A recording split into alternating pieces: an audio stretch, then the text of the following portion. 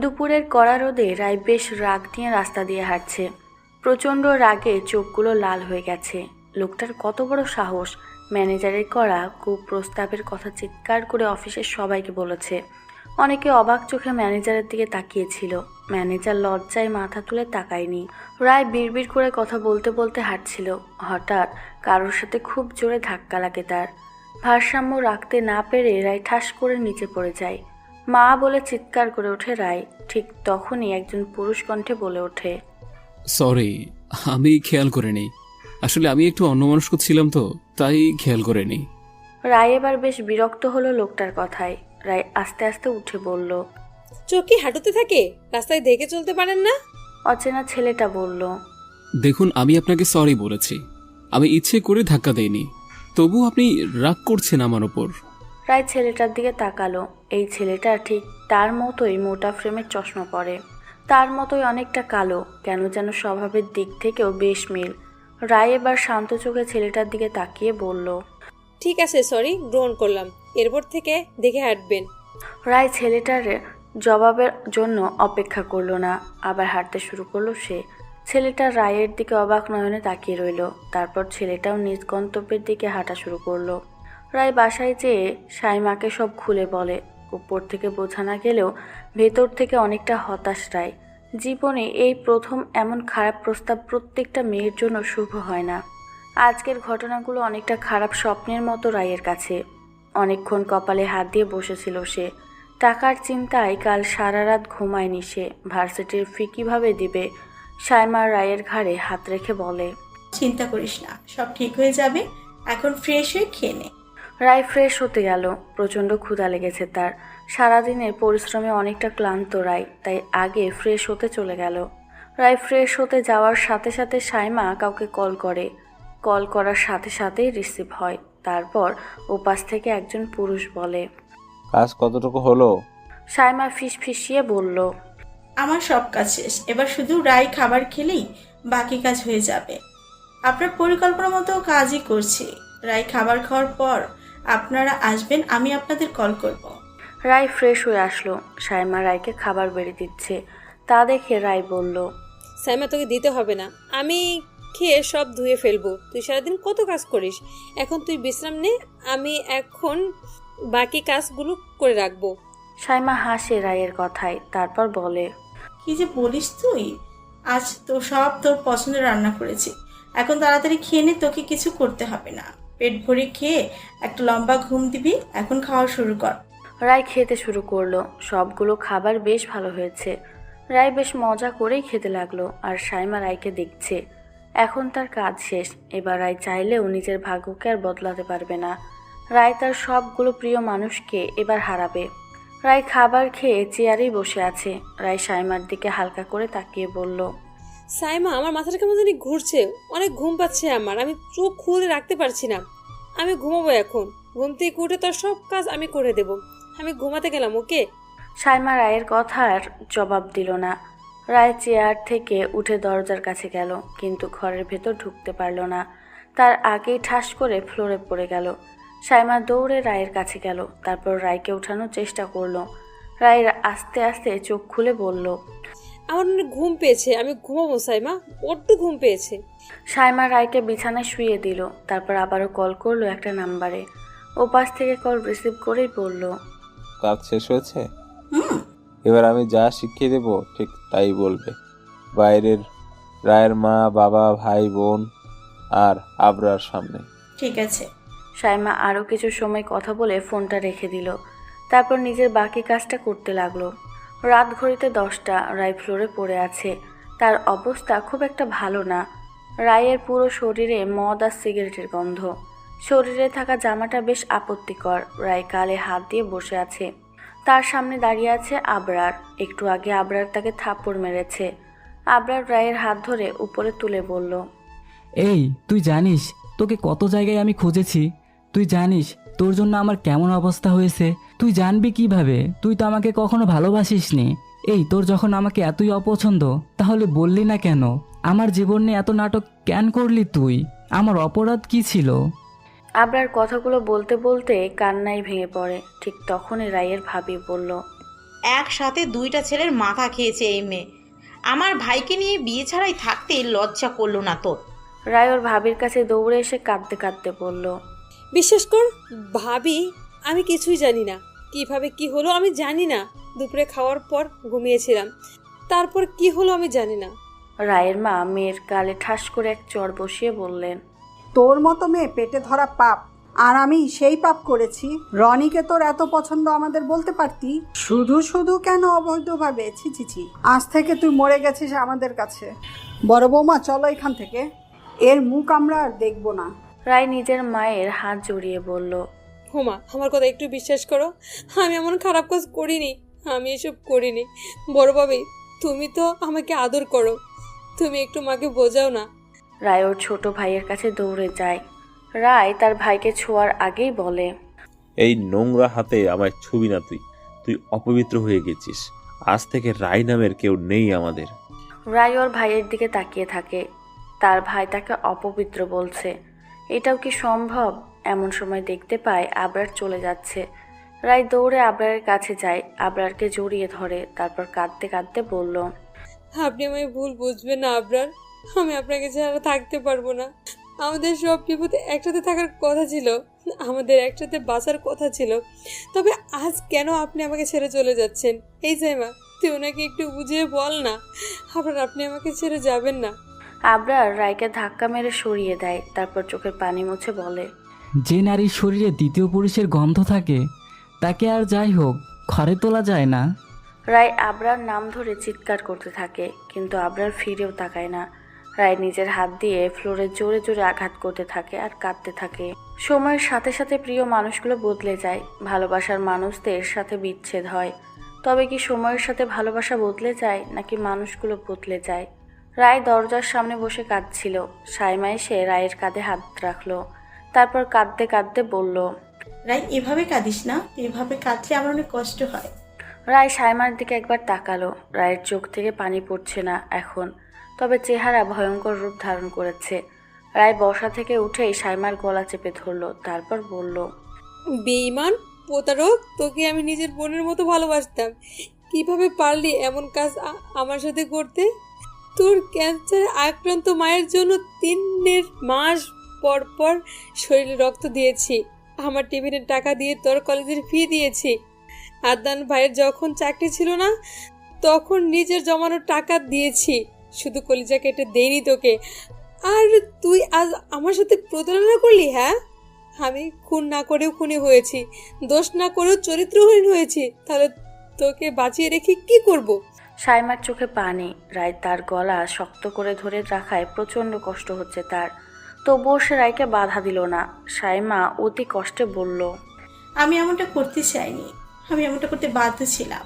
সাইমার চোখের পানি দেখে রায় তাকে ছেড়ে দিল, কারণ প্রিয় মানুষগুলো যতই অন্যায় করুক আমরা তাদের চোখের পানি দেখতে পারি না। রায় সাইমার দিকে তাকিয়ে ভেতরে চলে গেল, আর সাইমা গলা ধরে ঘন ঘন শ্বাস নিতে লাগলো। অন্যদিকে আবরার একটা ফাঁকা রাস্তায় দাঁড়িয়ে আছে, হাত দিয়ে বারবার চোখের পানি মুছছে। চোখের পানিগুলো আজ তার কথাই শুনছে না, সবাই যে যার বাসায় চলে গেছে। আবরার সাদিকে নিয়ে জনশূন্য রাস্তার পাশে দাঁড়িয়ে আছে। সাদি আবরার কাঁধে হাত রেখে বলল, আমাকে শুরু থেকে বল, কি হয়েছে আজ? আমাকে না বললে আমি কি করে বুঝবো বলতো?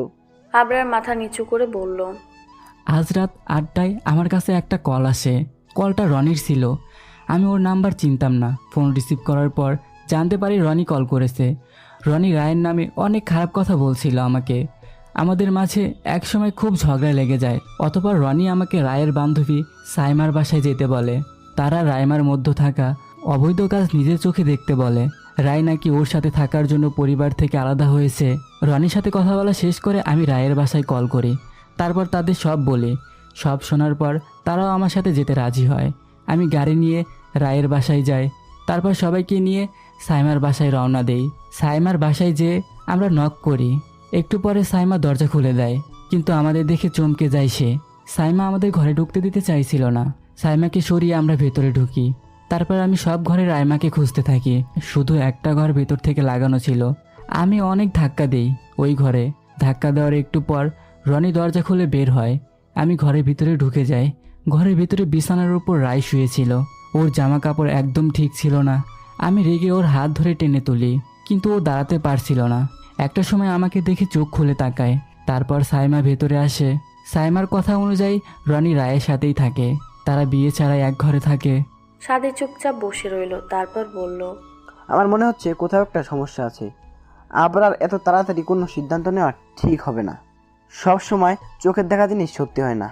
আমার মনে হয় আর একটু ব্যাপারটা দেখা উচিত। আবরার হালকা হেসে বলে, এখনো তুই রায়ের সাপোর্টে কথা বলবি সাদি? হ্যাঁ বলবো, কারণ রায় এইসব করতেই পারে না। একটা মানুষ চোখের পলকে এইভাবে বদলে যায় না আবরার। আমাদের বুঝতে ভুল হচ্ছে, নইলে আমাদের ভুল বোঝানো হচ্ছে। যাই হোক, অনেক রাত হয়েছে, এখন বাড়ি চল তুই, আমি দেখবই ব্যাপারটা। অন্যদিকে সাইমা রায়ের দরজা ধাক্কা দিয়ে যাচ্ছে, কিন্তু রায় দরজা খুলছে না। সাইমা রায়কে ডাকতে ডাকতে বলল, রাই, তুই কিন্তু উল্টাপাল্টা কিছু করবি না। আমাকে যত ইচ্ছা বকা দে, কিন্তু নিজের ক্ষতি করিস না তুই। তোর দুইটা পায়ে ধরি আমি। সাইমার কথার মাঝেই রায় দরজা খুলে বের হলো, হাতে জামা কাপড়ের ব্যাগ। সাইমা রায়ের দিকে তাকিয়ে বলল, এই রাই, কোথায় যাচ্ছিস তুই এত রাতে? তোর হাতে ব্যাগ কেন? রায় সাইমার দিকে তাকিয়ে উপহাস করে বলল, বেইমানের সাথে এক ছাদের নিচে থাকতে চাই না আর। সবাই আমাকে ছুঁড়ে ফেলেছে, আজকে তুই ফেলে দিলি।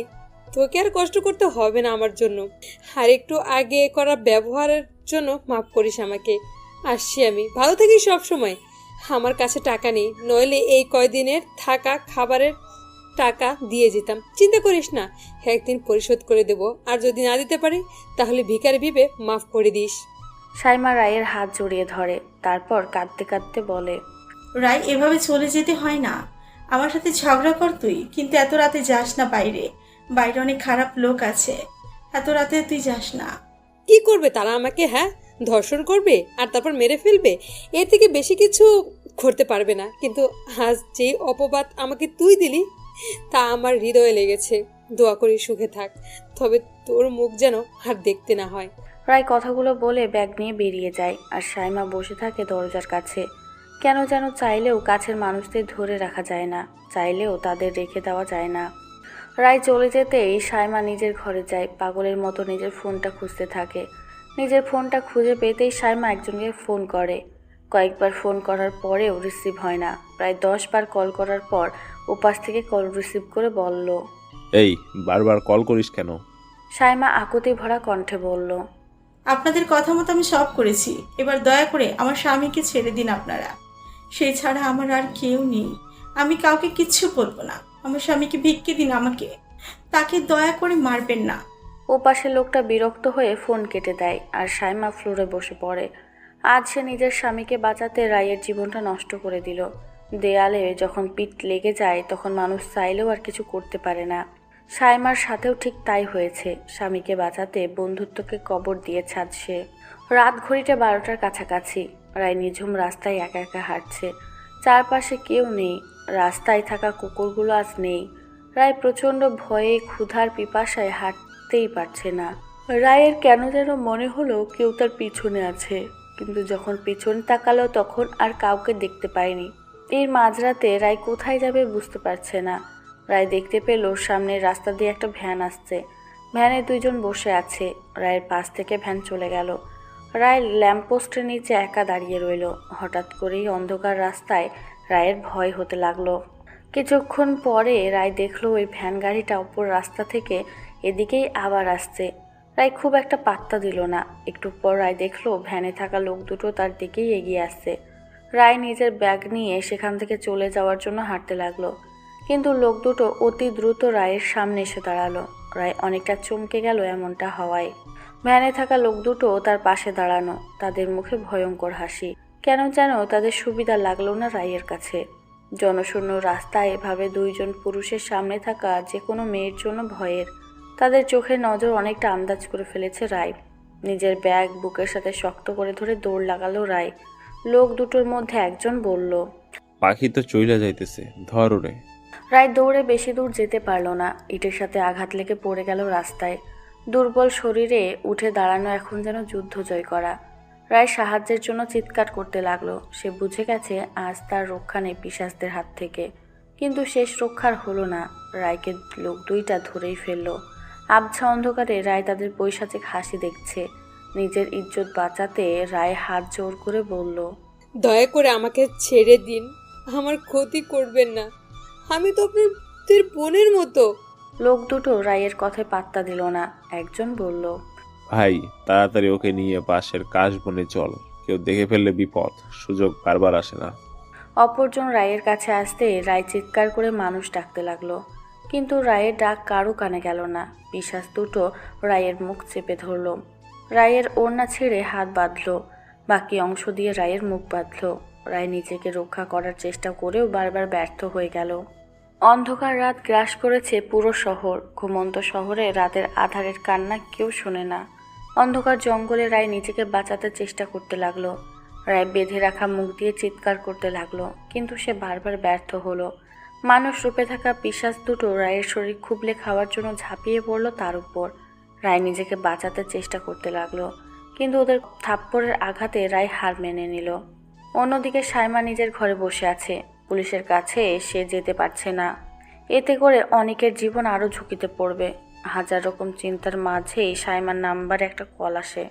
সাইমা কল আসতে রিসিভ করে। তারপর কয়েক মুহূর্ত যেতেই সাইমা ওপাশের কথা শুনেই এক দৌড়ে ঘর থেকে বের হয়ে যায়।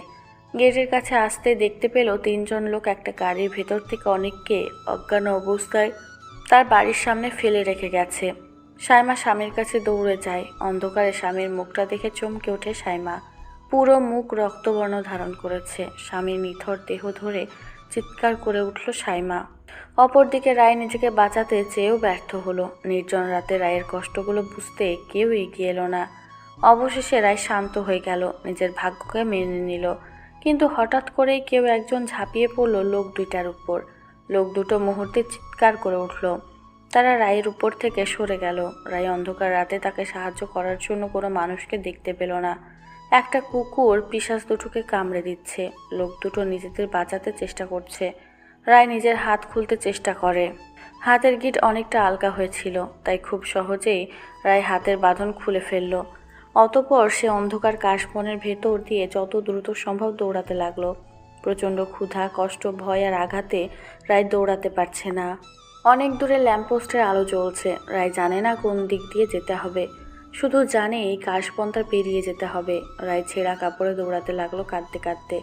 অবশেষে মেন রাস্তার উপর চলে এলো রায়। রাস্তা একেবারে মানবশূন্য। এখন যদি কেউ তাকে মেরেও ফেলে তবুও কেউ টের পাবে না। আকাশে মেঘ জমেছে, আর সেই মেঘ বৃষ্টির হয়ে জমিনে বর্ষণ হলো। পুরো শহরের সাথে রায় নিজেও ভিজে গেল সেই বৃষ্টিতে। এই বৃষ্টি যেন শহরকে ভিজাতে আসেনি, রায়ের গায়ে লেগে থাকা পিশাচদের স্পর্শ ধুয়ে দিতে এসেছে। বৃষ্টির পানিতে রায়ের চোখের পানি মিশে গেল। নির্জন রাতে বৃষ্টিরা তার চোখের পানি আড়াল করে দিল। রায় ল্যাম্পপোস্টের আলোতে নিজের দিকে তাকালো। তার জামার হাতা ছিঁড়ে ফেলেছে ওরা। তার কোমর অনাবৃত অবস্থায়, শরীরের সাথে ছিঁড়ে জামাটা লেগে আছে। রায় নিজেকে ঢাকার জন্য পাগলের মতো ব্যাগ খুঁজতে লাগলো বৃষ্টির মধ্যে, কারণ ব্যাগটা না পেলে যে বাকি সম্মানটুকু হারাতে হবে দিনের আলোয়। রায় রাস্তার পাশে ব্যাগটা খুঁজতে লাগলো। পরিশেষে রাস্তার এক পাশে ব্যাগটা খুঁজে পেল। দৌড়ে যেয়ে ব্যাগটা জড়িয়ে ধরলো বুকের সাথে। ব্যাগটা বুকে জড়িয়ে কান্নায় ভেঙে পড়ল রায়। ঠিক তখনই পেছনে একটা কুকুর ঘেউ ঘেউ করে উঠল। রায় টলমলো চোখে পেছনে ফিরে তাকালো। ল্যাম্পপোস্টের হালকা আলোয় রায় কুকুরটাকে দেখতে পেল। মুহূর্তে রায়ের বুক ভার হয়ে গেল। মাত্র কয়েকদিনের রুটির বিনিময়ে বোবা প্রাণীটা তার ইজ্জত বাঁচিয়েছে, অথচ যাদের সাথে বছরের পর থেকেছে তারাই তাকে ছুঁড়ে ফেলেছে নর্দমায়। যাদের অন্ধের মতো বিশ্বাস করেছে, দিন শেষে তারাই বেইমানি করেছে। কিন্তু আজ এই বোবা প্রাণীটা তাকে বাঁচিয়েছে। রায় বরাবরের মতো কুকুর বড্ড ভয় পেত, কিন্তু আজ কেন যেন সে ভয় পেল না। সামনে থাকা কুকুরটাকে বড্ড নির্ভরযোগ্য মনে হলো তার। রায় নিজের 2 হাত পেতে দিল কুকুরটার দিকে। রায় হাত পেতে দিতেই অবুঝ কুকুরটা রায়ের দিকে দৌড়ে এলো। রায় 2 হাতে কুকুরটাকে জড়িয়ে ধরলো। তারপর কাঁদতে কাঁদতে বলল, এখন থেকে তুই আমার সাথে থাকবি। আমরা এই দুনিয়ায় একে অপরের জন্য বাঁচবো। আমাদের আর কাউকে লাগবে না রে। খেয়ে থাকি আর না খেয়ে থাকি, আমরা একসাথেই থাকবো, আমরা একসাথে বাঁচবো। অবুঝ কুকুরটা তার অসহায় মালিকের কথায় ঘেউ ঘেউ করে উঠল। হয়তো সারা জীবন একসাথে থাকার কথা দিয়েছে। রায় ব্যাগ থেকে একটা বড় ওড়না বের করলো। তারপর সেটা শরীরে পেঁচিয়ে উঠে দাঁড়ালো। তারপর চোখের পানি মুছে কুকুরটার দিকে তাকিয়ে বলল, আজ থেকে কান্না নয়, আজ থেকে শুধু নিজের জন্য বেঁচে থাকবো আমি। আজ থেকে এতিম আমি, যার কেউ নেই, যার কাউকে দরকার নেই। একটা বিপদের রাত পেরিয়ে গেল, কিন্তু এই রাত কোনো ঘরের নিচে রায়ের কাটলো না। সকালের সূর্যটা প্রতিদিনের মতো সোনালি কিরণ রায়কে উপহার দিল না। কারো চিৎকারে ঘুম ভেঙে গেল রায়ের। কেউ একজন চিৎকার করে বলল, এইসব রাস্তার পাগল কোথা থেকে যে আসে কফি শপের সামনে সকালবেলা এসেই পাগলের মুখ দেখা লাগবে। কফি শপের মালিকের চিৎকারে রায়ের ঘুম ভেঙে গেল। ভোর রাতে কফি শপের নিচে আশ্রয় নিয়েছিল সে, তারপর কখন যে ঘুমিয়ে গেছে টের পায়নি। দুর্বল শরীরে রায় উঠে বসল। কফি শপের মালিক চিৎকার করে বলল, পাগল ছাগলদের দল কোথাকার, সরে যায় এখান থেকে তাড়াতাড়ি, আর আসবি না এখানে। রায় লোকটার দিকে চোখ তুলে তাকিয়ে বলল, আমি চলে যাচ্ছি, আর কখনো আসবো না, কিন্তু আপনি দয়া করে চিৎকার করবেন না। আমি এখনই চলে যাচ্ছি এখান থেকে। রায় তার কুকুরকে নিয়ে হাঁটা শুরু করলো, কিন্তু হাঁটতে পারছিল না সে। গতকাল রাতে কাশবনে খালি পায়ে দৌড়ানোর জন্য পায়ের নিচে ক্ষত বিক্ষত হয়ে গেছে। তবুও রায় হাঁটতে লাগলো। রায় কয়েক পা হাঁটতেই কফি শপের মালিক বলল, এই মেয়ে দাঁড়াও। রায় থেমে গেল, তারপর পেছনে তাকিয়ে বলল, আবার কি হয়েছে? আমি তো চলেই যাচ্ছি, আবার ডাকছেন কেন? লোকটা রায়ের দিকে সন্দেহের দৃষ্টিতে তাকিয়ে আছে। লোকটা যেন রায়ের মাঝে অন্য কাউকে খুঁজছে। কিছু সময় পর লোকটা বলল, কিন্তু তোমাকে অনেক চেনা চেনা লাগছে আমার। কেন যেন মনে হচ্ছে তোমাকে আগেও দেখেছি অনেকবার আমি। রায় হাসে লোকটার কথায়, তারপর উপহাস ভরা কণ্ঠে বলল, আমার মুখটা তো অচেনা নয়, শুধু সময় বদলে গেছে। আগে এই শপের সামনে আসলে আপনার শপের লোকরা ম্যাডাম বলে সম্মান দিত, আর এখন আপনি ঘাড় ধাক্কা দিচ্ছেন। আগে আমি দামি পোশাক পরে আসতাম, আর এখন পাগলের মতো। কয়েকদিন আগেও আপনার কফি শপে একজন রেগুলার কাস্টমার ছিলাম আমি, আপনার একজন আদরের কাস্টমার রায়। আশা করি মনে পড়ে যাবে। এবার আমি আসি। লোকটার কৌতূহল যেন বেড়েই গেল, কারণ রায়ের বাবার সাথে তার 2 বার কথা হয়েছিল। লোকটার বেশ টাকা পয়সা আছে, কিন্তু তার মেয়ে এমন পাগলের মতো রাস্তায় কেন ঘুরছে? লোকটা নিজের কৌতূহল মেটাতে না পেরে বলল, এই অবস্থা কেন, আর রাস্তার পাশেই বা কেন থাকছো? রায় খোলা আকাশের দিকে তাকিয়ে আক্ষেপ ভরা কণ্ঠে বলল, ভাগ্য আমার সাথে এক নিষ্ঠুর খেলা খেলেছে, তাই এই অবস্থা আমার। লোকটার কৌতূহল যেন কয়েক ধাপ বেড়ে গেল। তবুও লোকটা নিজের কৌতূহল দমিয়ে বলল, তোমাকে দেখে মনে হচ্ছে তুমি খুব ক্ষুধার্ত, তুমি চাইলে কিছু খেয়ে নিতে পারো। রায় লোকটার দিকে শান্ত দৃষ্টি নিক্ষেপ করে তারপর বলে, আমার খাবার চাই না। যদি সাহায্য করতে চান তাহলে একটা কাজের ব্যবস্থা করে দিন আমাকে, আপনার কাছে কৃতজ্ঞ থাকব। অন্যদিকে সাইমা হাসপাতালের বারান্দায় বসে আছে। চোখের পানি শুকিয়ে গেছে তার। কাল রাতে মানুষের সাহায্য নিয়ে অনেককে হাসপাতালে নিয়ে এসেছে সে। অনেকের চিকিৎসা চলছে। খুব খারাপভাবে তাকে মারা হয়েছে। শরীরের ভেতর অনেক আঘাত পেয়েছে সে। অনেকের জ্ঞান নেই। ডাক্তার বলেছে অবস্থা ভালো না। কয়েক ঘন্টা যাবৎ অনেকের উপর লাঠি দ্বারা অমানবিক নির্যাতন করা হয়েছে, যার ফলে ফুসফুস, কিডনি ও বুকের পাঁজরে প্রচুর আঘাত পেয়েছে সে। অবস্থা ভালো না খুব বেশি। অনেকের মা বাবাকে খবর দিয়েছে সাইমা। তারা গ্রামের বাড়ি থেকে রওনা দিয়ে। অপরদিকে রায়ের বড় ভাই নিজের ঘরে বসে আছে। গভীর চিন্তা তাকে গ্রাস করেছে। তাকে দেখে মনে হচ্ছে কোনো জটিল সমস্যার হিসাব মিলাচ্ছে সে। রায়ের বড় ভাবি স্বামীকে বিষণ্ণ অবস্থায় বসে থাকতে দেখে বলল, কি ব্যাপার রায়হান? কাল রাত থেকে দেখছি তুমি কি যেন ভাবছো। তোমার কি কিছু হয়েছে? রায়ের ভাই স্ত্রীর হঠাৎ ডাকে কেঁপে ওঠে। তারপর স্বাভাবিক হওয়ার ভান করে বলে, আমি ঠিক আছি। আমার আবার কি হবে? কাজের একটু প্রেশার, তাই কিছু ভালো লাগছে না। ওহ, এই ব্যাপার। আমি আরো ভাবলাম কি যেন হয়েছে তোমার। রায়ের ভাই কয়েক সেকেন্ড চুপ থেকে স্ত্রীর দিকে তাকিয়ে বললেন, আমি তোমাকে অনেক ভালোবাসি। আমার সাথে কখনো বিশ্বাসঘাতকতা করো না, আমি মানতে পারবো না। আর কখনো বিশ্বাস নিয়ে খেলার আগে আমায় শেষ করে দিও তুমি। রায়ের ভাবি স্বামীর এমন কথায় ঢোক গিলে বলল, কি সব বলছো রায়হান? আমি কেন বিশ্বাস নিয়ে খেলা করব? রায়হান হালকা হেসে বলে, আমি জানি তুমি এমন কিছু করবে না, তবুও বললাম আর কি। বলা তো যায় না কখন কি হয়ে যায়। রায়ের ভাই কথাটা বলে ঘর থেকে বেরিয়ে যায়। আর রায়ের ভাবি গভীর চিন্তায় মগ্ন হয়ে যায়। রায় কফি শপের ভেতর বসে আছে। তার পাশেই কুকুরটা বসে আছে। রায়ের দিকে এক দৃষ্টিতে তাকিয়ে আছে অবুঝ কুকুরটা। রায় ওর মাথায় হাত বুলিয়ে দেয়। কুকুরটা জিহবা দিয়ে রায়ের হাত চেটে দিতে শুরু করে। বিনিময়ে রায় তার মিষ্টি হাসি উপহার দেয়। শপের মালিক দূরে দাঁড়িয়ে রায় আর কুকুরের ভালোবাসা দেখে। রায়কে দেখে কেন যেন তার মনে অনেক মায়া লাগে। প্রথমে পাগল ভেবে তাড়িয়ে দিলেও পরে যখন বুঝতে পারে তার নিয়মিত একজন কাস্টমার রায়, তখন বেশ অবাক হন তিনি। কয়েকদিন আগেও যে মানুষটার শরীরে আভিজাত্যের ছোঁয়া থাকতো, যার শরীরে দামি পোশাক থাকতো, হাতে দামি ব্যাগ থাকতো, গলায় কানে হাতে স্বর্ণের অলংকার থাকতো, সেই মানুষটাকে আজ পাগল ভেবে ভুল করেছিল। কোথায় সেই মায়াময়ী সৌন্দর্য? শরীরে ময়লা কাপড়, মাথার কোকড়া চুলে জট বেঁধে গেছে, শরীরে ময়লা, মুখে ক্ষুধার ছাপ। অথচ এই মেয়েটাই একদিন তার দোকানের খাবার কিনে রাস্তার অসহায় মানুষকে খাওয়াতো, আর আজ সে নিজেই খাবার পাচ্ছে না। শপের মালিক ওয়েটারকে দিয়ে খাবার পাঠিয়ে দিল রায়ের জন্য। তবে অবাক করা বিষয়, রায় খাবারগুলো পেয়ে নিজে খেতে শুরু করলো না, খাবারগুলো অর্ধেক ভাগ করলো। তারপর কুকুরটার সামনে খাবারগুলো দিয়ে দিল। কুকুরটা তার মালিকের আচরণে শুধু ঘেউ ঘেউ করে উঠল। রায় তার পরম স্নেহের হাত বুলিয়ে দিল অবুঝ প্রাণীর শরীরে, তারপর চলে গেল হাত ধুতে। অপরদিকে রায়ের ভাই রায়হান মাহমুদ তার এক পুরনো বান্ধবীকে কল করলো। একটু পর উপাস থেকে ফোন রিসিভ করতে রায়হান বলল। এত দেরি করছিলি কেন ফোন ধরতে তুই? উপাস থেকে বলল, কাল থেকে তোকে কতবার ফোন করলাম কিন্তু তুই রিসিভ করিসনি, মেসেজগুলো সিন করিসনি, আমি ওখানে সব বলে দিয়েছি। রায়হান নিজেকে সামলে বলল, সরি দোস্ত, আসলে একটু সমস্যায় ছিলাম তাই ফোন ধরিনি, আর মেসেজ চেক করতে মনেই ছিল না। এবার বল, তোকে কাল যেই ওষুধের নাম লিখে পাঠিয়েছি ওইটা আসলে কিসের ঔষধ? একটা বাচ্চা মিসক্যারেজ করার ঔষধ, খুবই পাওয়ারফুল ওষুধ এটা। এবার কেউ খেলে বাচ্চা বেশিক্ষণ টিকবে না। তুই ঠিক বলছিস তো? আরেকবার দেখে বল তাসনিম। আমার উপর তোর সন্দেহ আছে? আজ 4 বছর মেডিকেলে মা ও শিশু বিশেষজ্ঞ হয়ে কাজ করছি, আমার কেন ভুল হবে? ধন্যবাদ তাসনিম, রাখছি আজ, পরে কথা হবে। 2 দিন পার হয়ে গেছে। সময়ের সাথে মানুষের জীবনের পরিবর্তন হবে, এটাই স্বাভাবিক।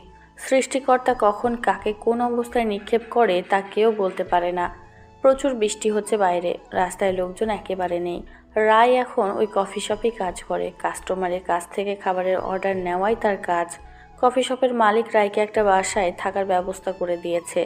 সেখানে আরও 2 জন মেয়ে থাকে, তাদের সাথেই রুম শেয়ার করে থাকতে হবে। 2 দিনে বেশ অনেকটা নিজেকে গুছিয়ে নিয়েছে রায়। বুকের ভেতরটা আজকাল বড্ড শক্ত মনে হয় রায়ের কাছে। কামার যেমন লোহাকে আঘাত করে শক্ত একটা রূপ দেয়, রায় নিজেও আজকাল তেমন শক্ত হয়ে গেছে। নিষ্ঠুর দুনিয়ার মানুষ তার নরম হৃদয়টাকে শক্ত করে তুলেছে। কেন যেন আজকাল চাইলেই হাসতে পারে না রায়, হাসিটা যেন হৃদয়ে জমে থাকা কষ্টে নিচে চাপা পড়ে গেছে। তবে কফি শপের মালিক রায়ের ওই অবস্থা কেন হয়েছিল তা জিজ্ঞাসা করেনি। যদিও রায় নিজেও অবাক হয়েছিল। রায় বাইরে তাকিয়ে বৃষ্টি দেখছে। আজকাল এই বৃষ্টি রায়ের ভালো লাগে না, অনেক বেশি বিরক্ত লাগে। রায় নিজের জামার পকেট থেকে মোবাইল বের করলো। মোবাইলের লক খুলতেই আবরারের হাসি মাখা মুখের একটা ছবি ভেসে উঠল। রায় সেই দিকে তাকিয়ে রইল পলকহীনভাবে। ছবিটাতে হাত বুলাতে বুলাতে রায় বলল, চাইলেই কি সব ভুলে যাওয়া যায় আপনার? আপনি কত সহজে সব ভুলে গেলেন, কিন্তু আমি আপনাকে ভুলতে পারছি না। এই কয়েকদিন 1 সেকেন্ডের জন্য আপনাকে ভুলতে পারিনি। জানেন আপনার আর আমার সম্পর্কের কোনো দোষ নেই, শুধু মানুষের কালো নজর পড়েছে আমাদের সম্পর্কের উপর। সবাই বলতো আপনার সাথে নাকি আমায় মানায় না, আপনার মতো এত সুন্দর মানুষের সাথে আমায় নাকি যায় না। আচ্ছা, আপনার সবাই কি পারফেক্ট হয়? দুনিয়ার সব কিছুই কি পারফেক্ট হয়? আমি তো আজ পর্যন্ত কোনো কিছু পারফেক্ট পাইনি। সব জিনিসে খাদ আছে, কিন্তু মানুষ সেই খাদ খোঁজে না। মানুষ সত্য মিথ্যা পার্থক্য করতে জানে না। মানুষ অসহায়ের চোখের ভাষা বোঝে না। মানুষ বুকের ভেতর ক্ষত দেখে না। সবাই শুধু সাদা কালোর পার্থক্য করতে ব্যস্ত। জানেন না আপনার জীবনের পারফেক্ট কাউকে খুঁজেও ভুল। আপনাকে ভালোবাসার একটা বিশাল কারণ কি জানেন? আপনি আপনার পাশে একদম পারফেক্ট কাউকে চাননি, কিন্তু মজার ব্যাপার কি জানেন, আমি আমার পাশে পারফেক্ট কাউকে চেয়েছিলাম, যাকে চোখ বন্ধ করে বিশ্বাস করা যায়, যাকে দেখে ধর্ষক মনে হবে না, যার মধ্যে প্রতারক লুকিয়ে থাকবে না, যার মধ্যে কোনো হিংস্র সত্তা থাকবে না। আমি কুৎসিত হলেও সেই পারফেক্ট মানুষকেই পেলাম, আবার হারিয়েও ফেললাম। এত সহজে মানুষ কেন হারিয়ে যায় আপনার? আমি যে হারাতে চাই না, আমি শুধু চাইবো আপনি অনেক ভালো থাকুন। আমার মতো কখনো যেন আপনাকে প্রিয় মানুষ হারাতে না হয়। আমি যে সহ্য করতে পারবো না আপনার। রায় ফোনটা নিজের বুকের সাথে চেপে ধরলো, তারপর তাকিয়ে রইল অকালে আসা ঝুম বৃষ্টির দিকে, যারা আবরার আর রায়ের মিষ্টি প্রণয়ের সাক্ষী, যারা তাদের প্রণয় খণ্ডনের সাক্ষী। অপরদিকে রাইহান একটা ওষুধের দোকানের সামনে দাঁড়িয়ে আছে। দোকানে অনেক ভিড়। ভিড় কমে যেতে রায়ের ভাই দোকানে প্রবেশ করে। দোকানের কর্মচারী রাইহানকে বলল, আপনার কি লাগবে? রাইহান নিজের পকেট থেকে একটা কাগজ বের করলো, তারপর কর্মচারীকে কাগজটা দিয়ে বলল। এটা কি আপনাদের দোকানের বিল পেমেন্টের কাগজ? দোকানদার কাগজটা দেখে বলল, হ্যাঁ, এটা আমাদের দোকানের কাগজ। আমরা কাস্টমারকে এই কাগজ দিই, যে কাগজে ওষুধের নাম, তারিখ, টাকার পরিমাণ লেখা থাকে। ওষুধের দাম বিষয়ক নানা কারণে কাস্টমারের সাথে ঝামেলা হয়, তাই আমরা এই কাগজ দিই। আচ্ছা, আপনাদের দোকানে তো সিসি ক্যামেরা আছে, তাই না? কয়েকদিন আগে এই দোকান থেকেই কাগজে লেখা ঔষধটা একজন নিয়েছিল। আপনি যদি কষ্ট করে বলতেন কে এই ঔষধটা নিয়েছিল, তাহলে খুব ভালো হয়। সরি ভাইয়া, আমরা অচেনা কাউকে সিসি ক্যামেরা ফুটেজ দেখাতে চাই না। আপনাকে দেখাতে হলে পুলিশের সহায়তা নিতে হবে। আমি কিছু করতে পারবো না ভাইয়া। রায়ের ভাই কর্মচারী ছেলেটাকে আর কিছু বলবে, ঠিক তখনই তার ফোন বেজে উঠল। রায়ের ভাই বেশ বিরক্ত হলো। ফোনটা পকেট থেকে বের করতেই দেখলো তার স্ত্রী কল করেছে। রায়হান নিজেকে স্বাভাবিক করলো, তারপর ফোন রিসিভ করে কিছু বলতে যাবে, এর আগেই ওপাশ থেকে তার স্ত্রী চিৎকার করে বলল, রায়হান, তুমি তাড়াতাড়ি বাসায় আসো। আমাদের রাফি আর নেই রায়হান। আমাদের রাফি কথা বলছে না। আমাদের ছেলেটা মনে হয় শেষ হয়ে গেছে রায়হান, তুমি তাড়াতাড়ি আসো। আমার কলিজা কথা বলে না। আমার পাপ আমাদের ছেলেটার উপর এসে পড়েছে। ওকে বাঁচাতে হবে রায়হান। রাফিকে ছাড়া আমি বাঁচবো না।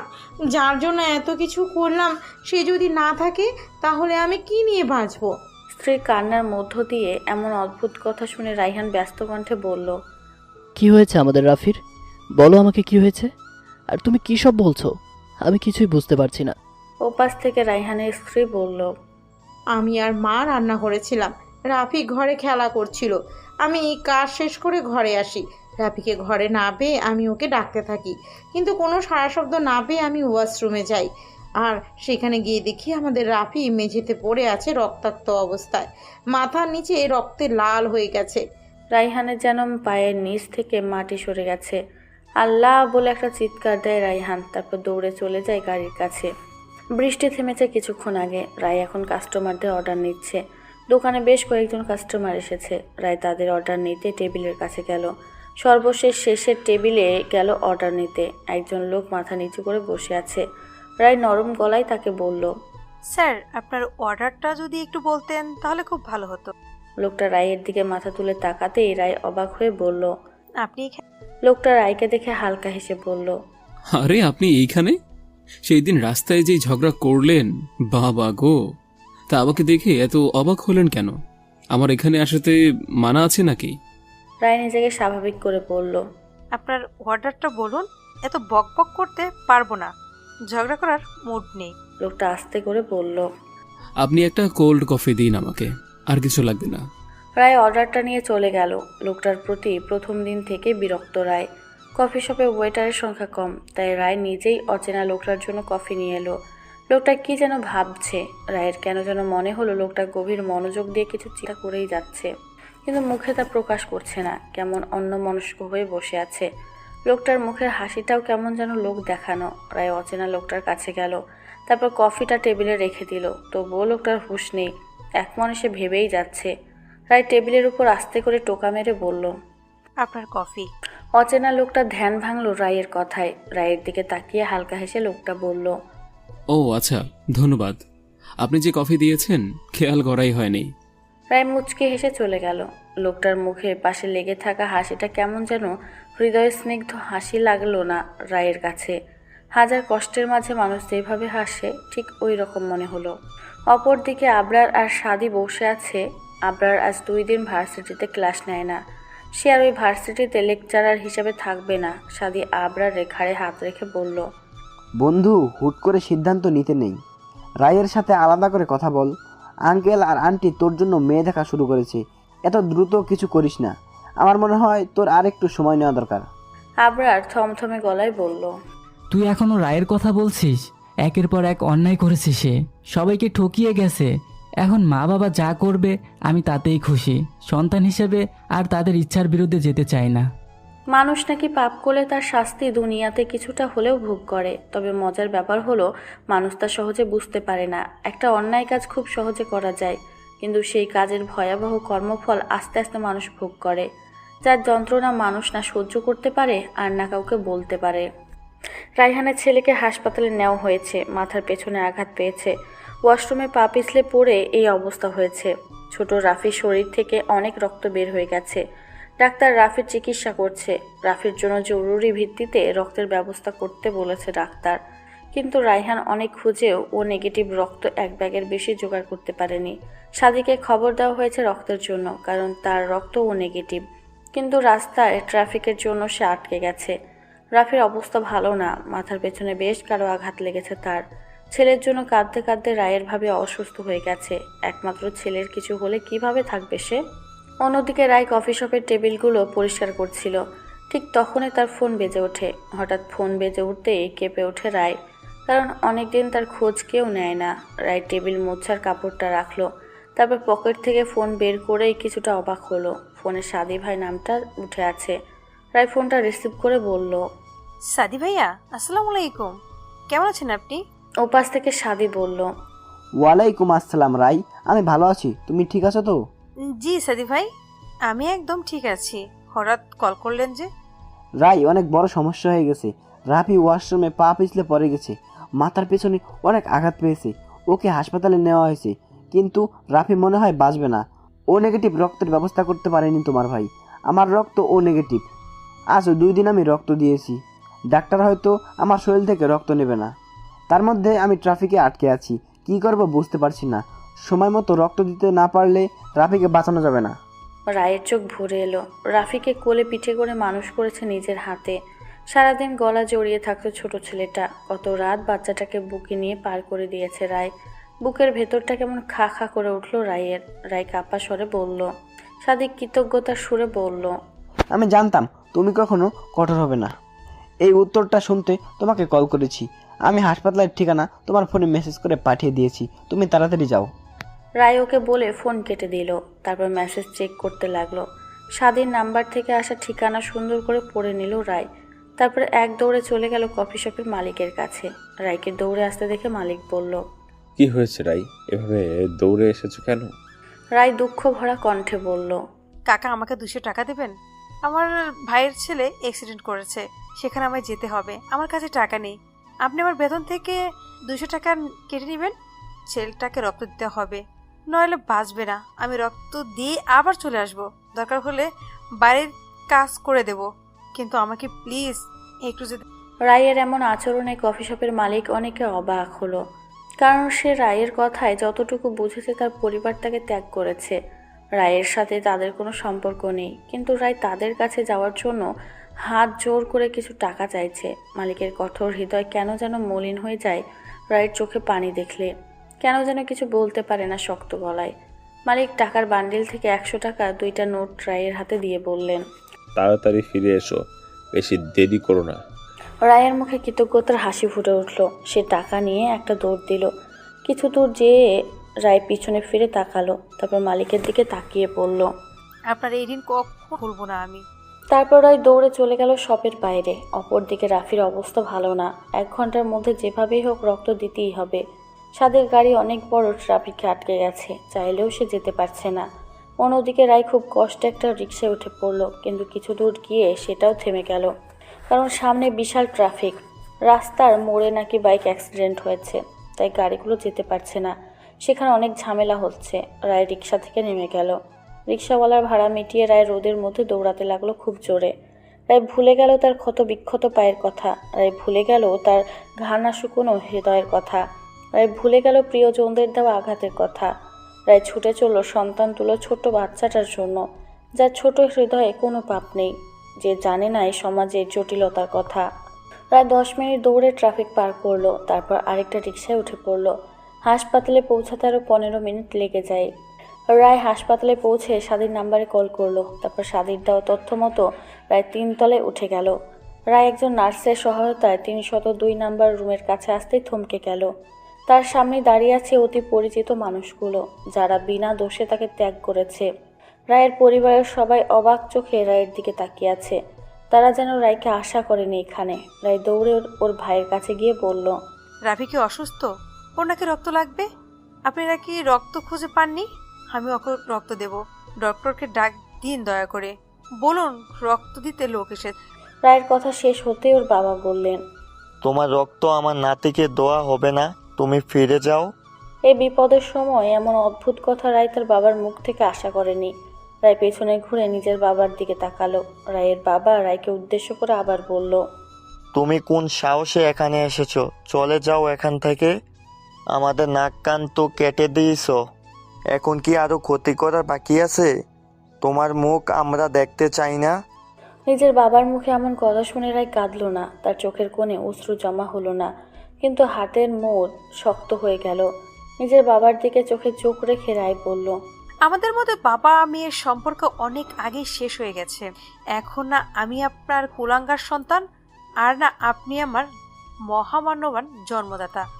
আপনি সন্তান হিসেবে অনেক আগে আমাকে ত্যাগ করেছেন, আর এখানে আমি রাফির ফুফি হিসেবে নয়, আমি একজন রক্তদাতা হিসেবে। তাই আমার সাথে ঠিকভাবে কথা বলুন।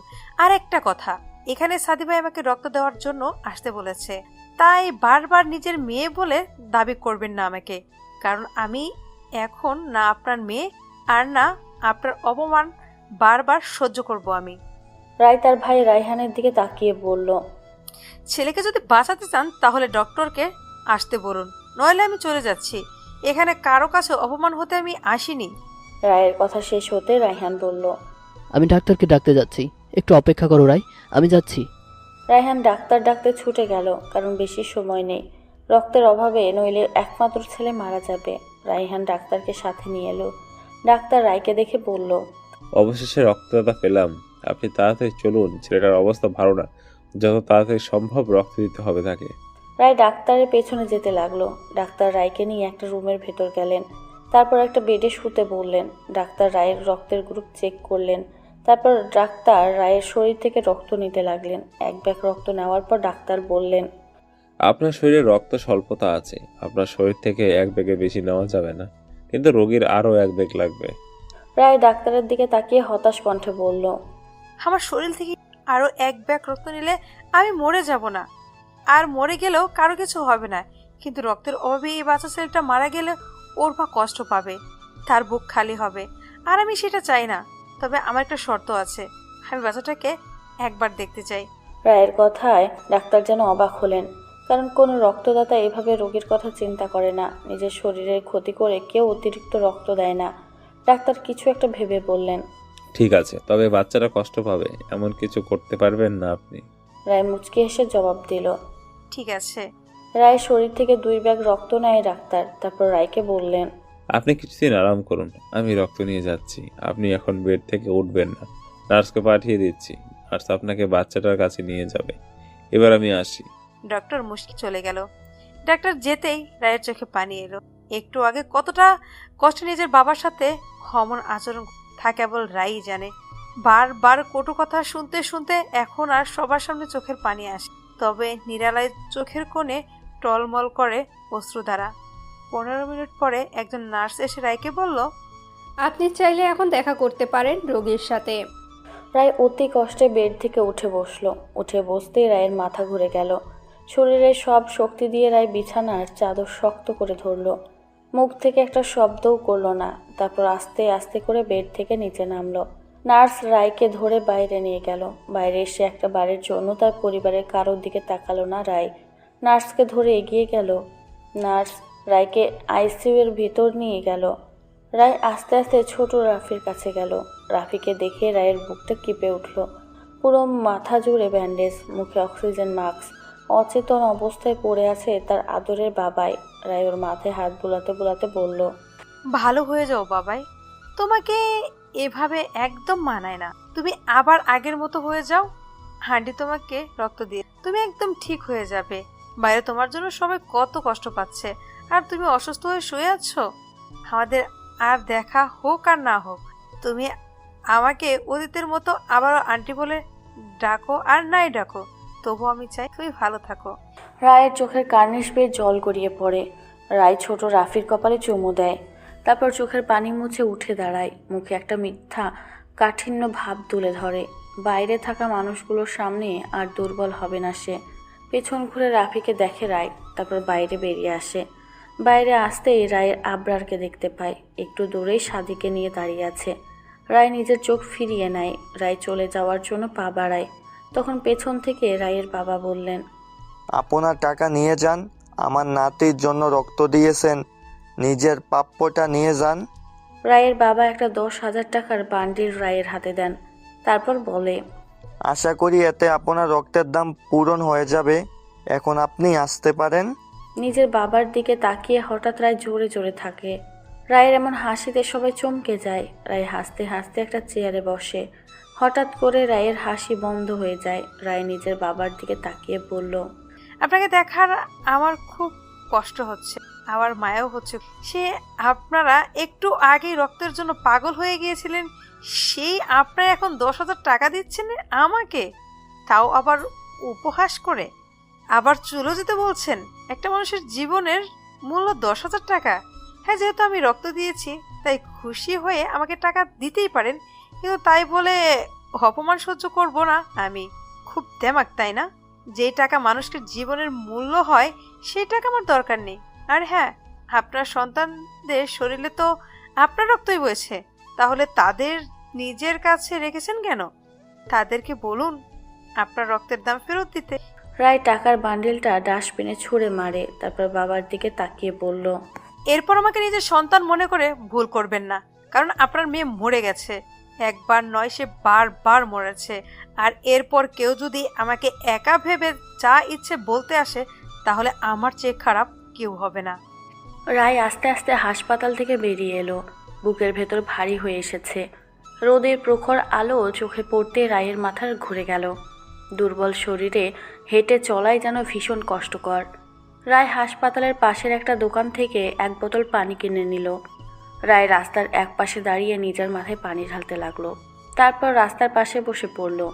শরীরটা কেমন যেন ঠান্ডা হয়ে এসেছে রায়ের। হঠাৎ করেই কেউ একজন রায়ের ঘাড়ে হাত রাখলো। রায় আস্তে আস্তে পেছনে তাকালো। সাদিকে দেখে রায় মুচকি হাসলো। সাদি রায়ের পাশে বসে বলল, কেমন আছো রাই? কতদিন তোমার সাথে কথা হয় না, তোমার শরীরটা তো ভালো লাগছে না। রায় মাথা নিচু করে হাসে। রায় এক দীর্ঘশ্বাস নেয়, যেন ভিতরের গভীর ক্ষতগুলো বের করে দিয়েছে। সাদির দিকে তাকিয়ে রায় বলল, আজকাল আমার সাথে কাত্র কথা বলার সময় হয় না, সবাই থাকে অট্টালিকায়, আর আমার তো কুড়ে ঘরে থাকারও সামর্থ্য নেই। কোথায় তারা আর কোথায় আমি? যাই হোক, বাবাকে দেখে বেশ অসুস্থ মনে হলো। সাদি ভাই, আমার বাবা কি অসুস্থ? রায়ের মুখে এমন কথা সাদি আশা করেনি। বেশ অদ্ভুত আচরণ করছে আজ রায়।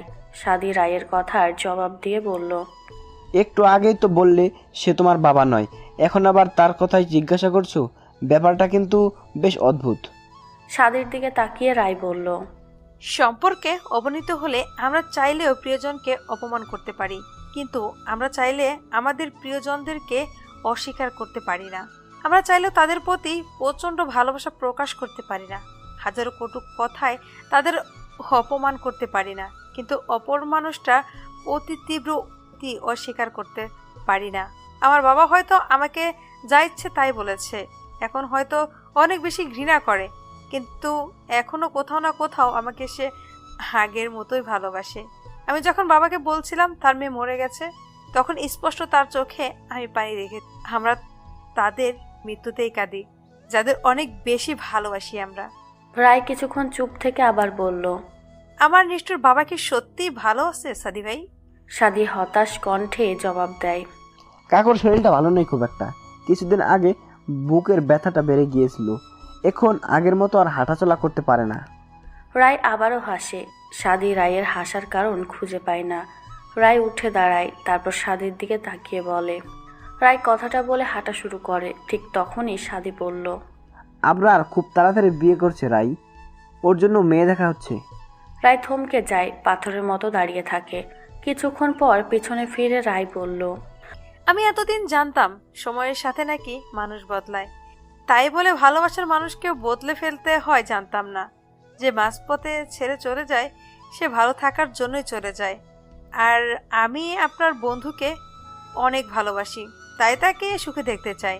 তার পরিবর্তন জীবনের জন্য শুভেচ্ছা। তাকে বলে দিবেন তার প্রতি ভালোবাসা এই জীবনে কমবে না আমার হৃদয় থেকে। শুধু তাকে নিয়ে হাজারটা বসন্ত পার করে দেওয়ার ইচ্ছাটা মরে যাবে, কিন্তু তাকে নিয়ে অপূর্ণ স্বপ্ন দেখা থামবে না। ইচ্ছে আমার না হোক, কিন্তু অন্য কারো গল্পে ভালো থাকুক। আমি না হয় দূর থেকেই ভালোবেসে গেলাম মৃত্যু না হওয়া পর্যন্ত। রায় কথাগুলো বলে হাঁটা শুরু করে আর একবারের জন্য পিছনে ঘুরে তাকায় না। সাদি অবাক চোখে তাকিয়ে থাকে। মেয়েটা আজকাল বড়দের মতো কথা বলে। 2 দিন আগেও যে মেয়েকে কিছু বলার আগে কেঁদে দিত, যে মেয়েটার চোখে আবরারকে পাওয়ার এক আকাশ স্বপ্ন ছিল, সেই মেয়েটাই আজ আবরারকে অন্য কারো গল্পে সুখী দেখতে চায়। সাদি কিছুক্ষণ তাকিয়ে থাকে রায়ের চলে যাওয়ার দিকে, তারপর ধীর পায়ে হাসপাতালের ভেতরে চলে যায়। আধা ঘন্টায় কফি শপে পৌঁছে যায় রায়। তারপর দুর্বল শরীর নিয়েই কাজ করতে থাকে। বেঁচে থাকার জন্য এই কাজটার আগে এখন করতেই হবে। রায় চায় না মালিক তার উপর রাগ করুক। সারাদিন কাজ করার পর সন্ধ্যা 6টার দিকে রায়কে ছুটি দেওয়া হয়। রায় বাসায় যেতে কুকুরটা তার কোলে ঝাঁপিয়ে পড়ে। রায় ওকে কোলে তুলে নেয়। কুকুরটা রায়ের ঘাড়ে মাথা রাখে। রায় ওর মাথায় হাত বুলিয়ে দেয়, তারপর বলে, আজ আমাকে এত ভালোবাসা কেন দেখানো কাজ থেকে মাত্র এসেছি, বাসায় আসতে এভাবে জড়িয়ে ধরতে হবে? এখন আমি ফ্রেশ হব, তাই সরে যাও এখন। রায় কুকুরটাকে সরিয়ে দেয়, তারপর ফ্রেশ হতে চলে যায়। ফ্রেশ হয়ে ডাল আর চাল দিয়ে কোনো রকম খিচুড়ি রান্না করে ফেলে রায়। তারপর কুকুরটাকে একটা রুটি খেতে দেয় আর নিজে আধা প্লেট খিচুড়ি খেয়ে নেয়। কারণ যেই পরিমাণ খিচুড়ি রায় রান্না করেছে তাতে করে পেট ভরে খাওয়া যাবে না, আর পেট ভরে খেতে গেলে কাল সকালে না খেয়ে থাকতে হবে। তবুও রায় নিজের ভাগ্যকে মেনে নিল। রায়ের সাথে থাকা মেয়ে দুটো রায়কে তেমন পছন্দ করে না, আর এর কারণ যে কুকুরটা তা সে ভালো করেই জানে। তবুও রায় এই অবুঝ পশুটাকে ছাড়বে না, কারণ দিন শেষে মানুষকে বিশ্বাস করে শুধু ঠকেছে রায়। কিন্তু এই অবেলা প্রাণীটাই তাকে একদিন বাঁচিয়েছিল 2টা জানোয়ারের হাত থেকে, যাদের কথা আল্লাহ ছাড়া আর কেউ জানে না। রাত ঘড়িতে 10টা। কেন যেন ঘরের ভিতর রায়ের ভালো লাগছে না। ভিতরে চেপে রাখা আগুন যেন দাউ দাউ করে বেড়ে চলেছে। রায় নিজেকে শক্ত রাখতে চায়, বুকের ভেতর দাফন করতে চায় কষ্টগুলো। রায় নিজের চুলগুলো একটা রাবার দিয়ে আটকে নেয়, তারপর নিজের মনকে শান্ত করার জন্য ঘর থেকে বেরিয়ে যায়, কুকুরটা সাথে নিয়ে। ব্যস্ত শহরের রাস্তা ধরে রায় এগিয়ে চলে। ব্যস্ত শহরে লক্ষ কোটি মানুষের বাস, কিন্তু এত মানুষের মধ্যে তার আপন মানুষগুলোকে নিজের বলে দাবি করতে পারে না রায়। রায়ের সাথে ধীর পায়ে এগিয়ে চলে কুকুরটা, যেন রায়কে পাহারা দেওয়া তার কাজ। রায় ব্যস্ত রাস্তা পার করে কুকুরটাকে সাথে নিয়ে হাইওয়ের উপরে হাঁটতে থাকে। এখানে মানুষের যাতায়াত নেই, একটু পরপর একটা করে গাড়ি যাচ্ছে। বেশ নির্জন হাইওয়ে, কিন্তু রায়ের ভয় করে না, কারণ জীবনে যা কিছু হারিয়ে ফেলার ভয় ছিল তার সব কিছু হারিয়ে গেছে। এখন শুধু প্রাণহীন শরীরটা বেঁচে আছে। রায় হাইওয়ের পাশে থাকা ছোট পথ ধরে হাঁটছিল, কিন্তু হঠাৎ করে রায় চমকে ওঠে। চোখের সামনে কাউকে আত্মহত্যা করতে দেখে রায়ের ভেতরে কেঁপে ওঠে। একটু দূরেই কেউ একজন হাইওয়ের পাশের থাকা রেলিংয়ের উপর দাঁড়িয়ে আছে। উপর থেকে একবার পড়ে গেলে মৃত্যু নিশ্চিত। রায় শরীরের সব শক্তি দিয়ে দৌড় দেয়। লোকটাকে সে মরতে দেবে না। লোকটা রেলিংয়ের উপর থেকে লাফ দেবে, ঠিক ওই সময় রায় যেয়ে তার পা ধরে ফেলে। তারপর চিৎকার করে বলে, এই আপনি পাগল হয়ে গেছেন, নামুন এখান থেকে। আত্মহত্যা করতে এসেছেন কেন? আপনার কি ঝামেলা করতে বেশ ভালো লাগে? নামুন এখান থেকে, পাগল লোক কোথাকার। লোকটা বেশ বিরক্ত গলায় বলল, আপনি আমার পা ছাড়ুন, নইলে কিন্তু খুব খারাপ হবে। ছাড়বো না আমি, আপনি নিচে নামুন। ছেড়ে দেওয়ার জন্য ধরিনি আমি, নামুন নিচে। রায় লোকটার পা ধরে নিচের দিকে টানতে থাকে। একটা সময় লোকটা ভারসাম্য বজায় রাখতে পারে না আর ঠাস করে নিচে পড়ে যায়।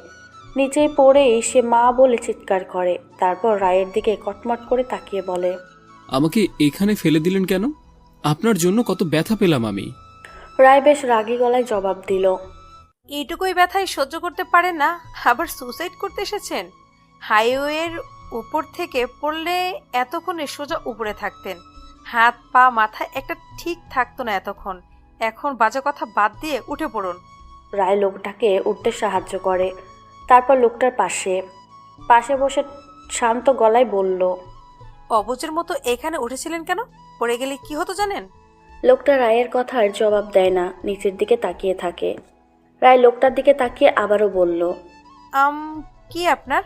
এবার লোকটা জবাব দিয়ে বলল, আমার নাম সোহরাব হাসান। আপনার বাড়িতে কে কে আছে? মা, বাবা, দাদু আর আমি। এখানে আত্মহত্যার মতো এত বড় পাপ কেন করতে এসেছেন? হ্যাঁ, সোহরাবের চোখ থেকে এক ফোঁটা পানি গড়িয়ে পড়ে। সে চোখের পানি মুছে বলল, আমি একজনকে খুব ভালোবাসি। 10 বছর আমাদের সম্পর্ক। পড়ালেখা শেষ করেছি, কিন্তু চাকরি পাচ্ছি না। তাই কয়েকদিন আগে সে আমায় ছেড়ে চলে গিয়েছে। তাকে অনেক বোঝানোর চেষ্টা করেছে, কিন্তু সে থাকেনি, চলে গিয়েছে আমাকে ছেড়ে। আজ তার অনেক বড়লোক ঘরে বিয়ে হয়েছে, কিন্তু আমি তাকে ছাড়া থাকতে পারবো না। আজ কয়েকদিন ধরে তাকে অনেকবার বোঝাতে চেয়েছি, কিন্তু সে শোনেনি আমার কথা। আমার পরিস্থিতি, না পারছি কাউকে বলতে, আর না পারছি সহ্য করতে, তাই আজ সুইসাইড করতে এসেছি। রায় সোহরাবের কথা শুনে আকাশের দিকে তাকায়। চোখ দুটো পানিতে টলমল করছে, তবুও ঠোঁটের কোণে একটু হাসি রেখে রায় সোহরাবকে বলল, আপনার গল্পটা একটা জ্বরের রোগীর মতো, আর আমার গল্পটা একটা ক্যান্সারে আক্রান্ত রোগীর মতো। আপনি জ্বরের জন্য মৃত্যুকে বেছে নিলেন, আর আমি ক্যান্সারে আক্রান্ত হয়েও বেঁচে থাকার লড়াই করে যাচ্ছি। আপনি জ্বরের কষ্টগুলো আমায় শোনালেন, আর আমি ক্যান্সারের কষ্টগুলো চাপে রেখে দিলাম। ব্যাপারটা কিন্তু বেশ হাস্যকর। আপনার কথার মানে বুঝলাম না।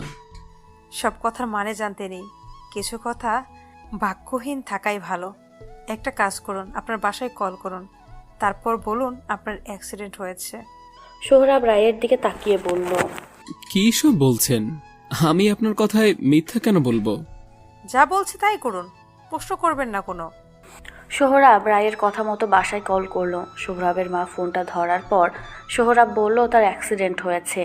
এটা শুনেই সোহরাবের মা চিৎকার করে কাঁদতে লাগলেন, সবাইকে ডাকতে লাগলেন চিৎকার করে। সোহরাব নিজেও অবাক, কারণ তার মা বরাবরের মতো অনেক কঠোর। তার মা এভাবে কাঁদছে, এটা যেন কল্পনা। সোহরাব তার মাকে কিছু বলবে তার আগেই রায় ফোনটা নিয়ে গেল, তারপর ফোনটা অফ করে দিল। রায়ের এমন কাজে সোহরাব বেশ বিরক্ত হয়ে বলল, সেই কখন থেকেই একটার পর একটা ঝামেলা করছেন, ফোনটা দিন আমাকে। সোহরাবের কথার মাঝে রায় বলল, আপনার মা অ্যাক্সিডেন্টের কথা শুনেই কাঁদছে, আর তাতেই আপনি সহ্য করতে পারছেন না। তাহলে আপনি মরে গেলে যখন আপনাকে ভালোবাসার প্রত্যেকটা মানুষ কাঁদবে, তখন কি করবেন আপনি?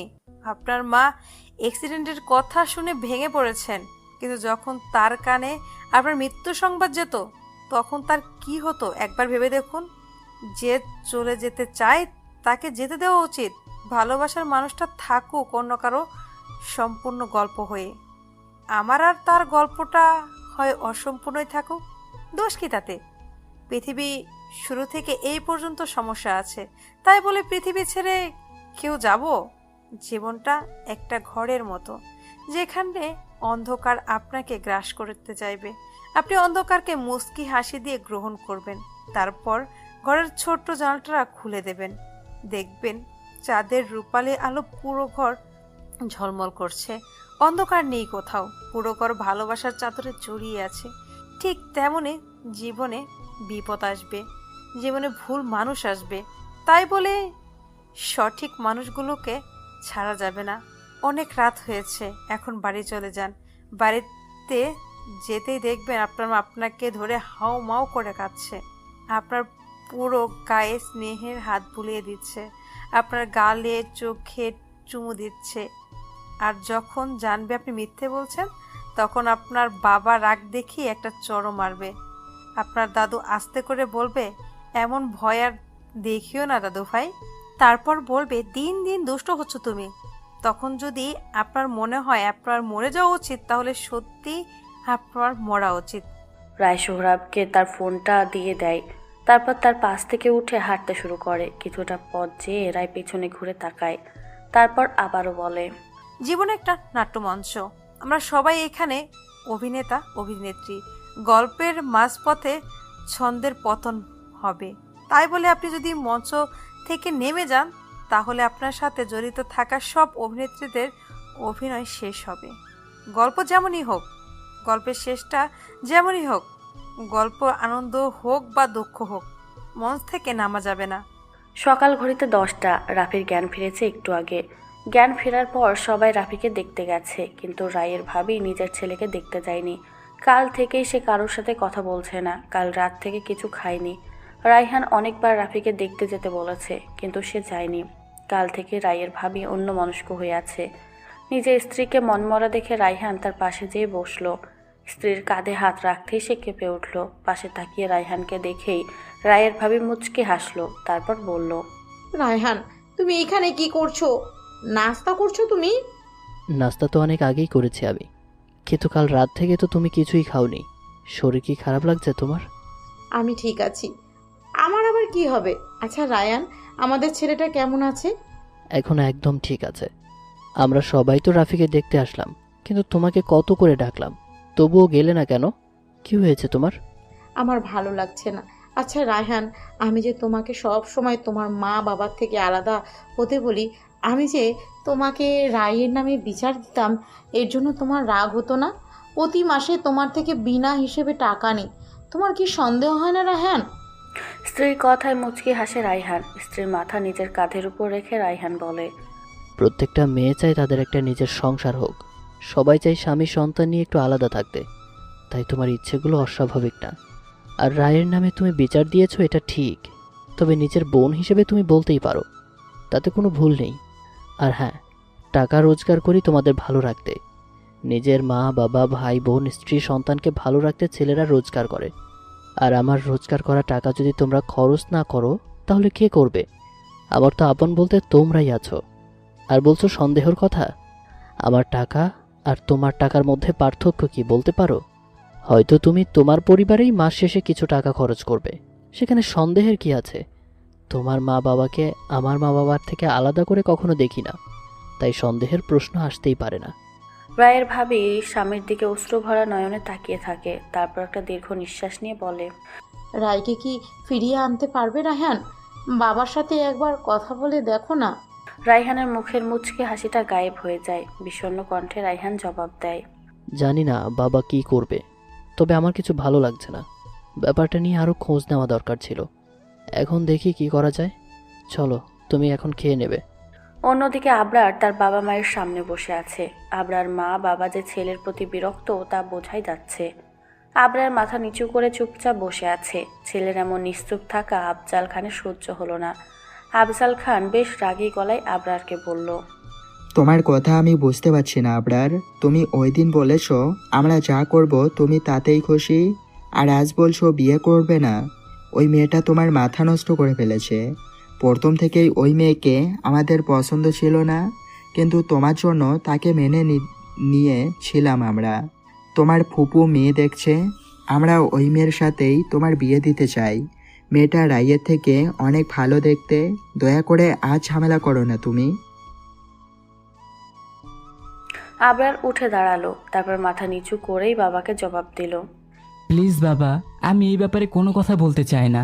আমি বিয়ে করছি না, আর তোমরা আমার বিয়ে নিয়ে চিন্তা করো না। আমি এভাবেই ভালো আছি। আমার জন্য তোমাদের আর মেয়ে দেখতে হবে না। আমার কাজ আছে, আমাকে এখন যেতে হবে।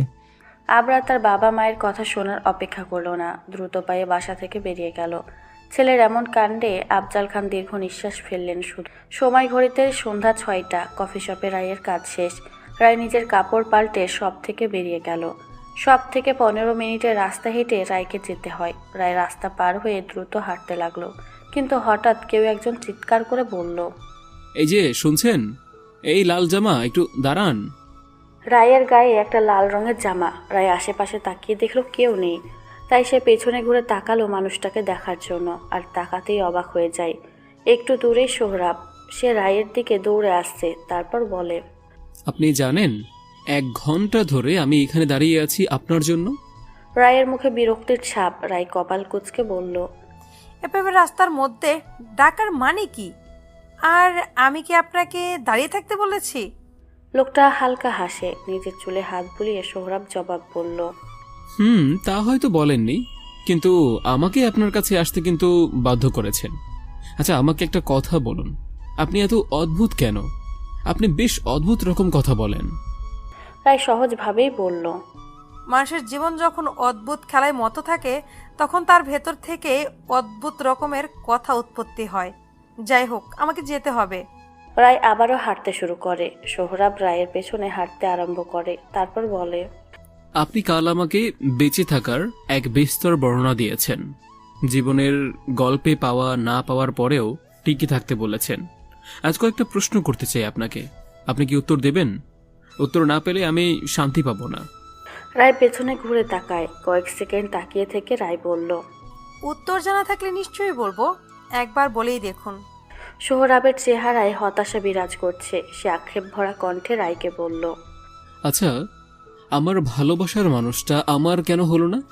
তাকে তো নিজের থেকে কম ভালোবাসেনি, তবুও সে কেন আমায় বোঝেনি? তাকে তো নিজের থেকে কখনো আলাদা করেনি। তার জন্য নিজেকে যোগ্য করার সব চেষ্টা করেছি। যখন যা বলেছে তাই করেছি আমি। তাকে কখনো আমার শূন্যতা অনুভব করতে দেয়নি। তবুও কেন ছেড়ে চলে গিয়েছে আমাকে একটু বলতে পারেন? রায় মুচকে হাসে সোহরাবের কথায়, তারপর আস্তে আস্তে হাঁটতে থাকে। খোলা আকাশের দিকে তাকিয়ে রায় বলল, আপনাকে যে ভালোবাসে তার সামনে কখনো আলাদাভাবে নিজেকে উপস্থাপন করতে হবে না সোহরাব সাহেব। তার সামনে কখনো নিজের ভালোবাসার অনুভূতি প্রকাশ করতে হবে না। মানুষটা আপনার চোখে এমনিতেই তার প্রতি এক আকাশ ভালোবাসা দেখতে পাবে। আর যে আপনাকে ভালোবাসে না তার সামনে নিজেকে যতই প্রকাশ করুন না কেন, মানুষটি দিন শেষে আপনাকে বুঝবে না। আপনার ভালোবাসা তার কাছে ঢং মনে হবে, আর একটা সময় পর সে আপনার হবে। জানেন তো সোহরাব, সৃষ্টিকর্তার কাছে যখন মোনাজাত তুলবেন তখন অপর মানুষটাও যদি আপনার মোনাজাতে থাকে তাহলে আপনি তাকে পাবেন না, কারণ তার মোনাজাতে আপনাকে থাকতে হবে, নয়তো সৃষ্টিকর্তা আপনাদের এক করবে না। দুজন যখন চেষ্টার কাছে একে অপরকে চাইবেন ঠিক তখনই আপনাদের ভালোবাসা মিলন ঘটবে। সব সময় ভালোবেসে অপর মানুষটাকে আটকে রাখা যায় না, মাঝে মাঝে তাকে দূরেও সরিয়ে দিতে হয়, যেন অপর মানুষটা আপনার শূন্যতা অনুভব করতে পারে। সে যেন আপনি নামক নেশায় প্রয়োজনীয়তা বুঝতে পারে। ভালোবাসার মানুষটাকে আটকে রাখা যায় না, তাকে মুক্ত করে দিতে হয়। যদি সে আপনার সাথে থেকে যায় তবেই সে আপনার নিজের মানুষ, নয়তো সে আপনার নয়। দিন শেষে সেই আমাদের নিজের মানুষ হতে পারে যে হাজার স্বাধীনতার মাঝেও আপনি নামক শিকলে নিজেকে আটকাতে রাখতে চায়। আপনি হয়তো আপনার শূন্যতা অপর মানুষটাকে বোঝাতে দেননি, তাই দিন শেষে তার মনোজাতে আপনি জায়গা করতে পারেননি, আর এজন্যই মানুষটা আপনার হয়নি। সোহরাব রায়ের দিকে তাকিয়ে বলল, সে বলেছিল আমাকে ছাড়া সে বাঁচবে না, তাহলে আজ কেন আমি মৃত্যুর যন্ত্রণা ভোগ করব? তাকে ছাড়া আমি কেন অন্ধকার রাতে কাঁদবো বলতে পারেন? সে তো একদম ভালো আছে আমাকে ছাড়া।